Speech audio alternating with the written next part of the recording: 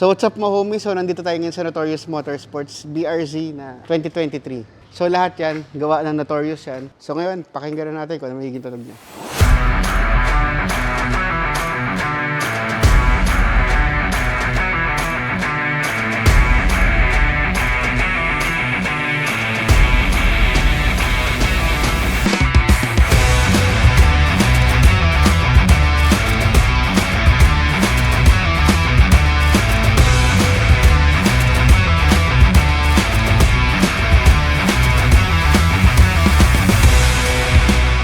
So what's up mga homies? So nandito tayo ngayon sa Notorious Motorsports. So may another project na naman tayo. Yung another project natin is BRZ na, anong year model ito mo? 2023. So boss, anong pangalan po nila?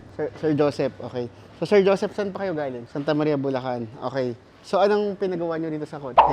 Headers, intake, tsaka exhaust. Okay. So ano ba in-expect nyo? Maingay yung magiging tunog?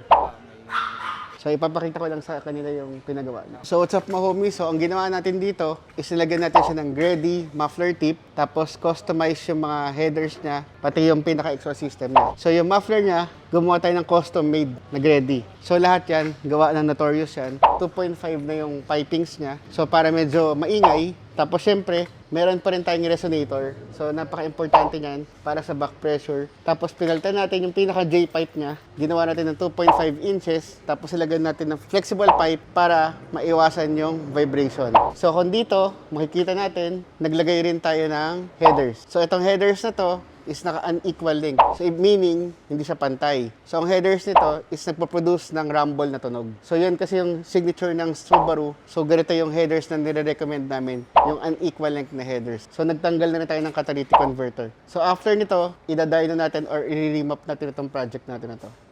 So what's up mga homies? So ito na yung finished product na ginawa natin. So nilagyan natin siya ng K&N filter. Tapos ito na yung 3-inch piping niya. Tapos nilagyan din natin siya ng headers. So ayun na yung headers na nakakabit. So unequal link, nakakabit din yung mga sensors na or yung mga oxygen sensor. So ngayon, pakinggan na natin kung ano magiging tunog niya.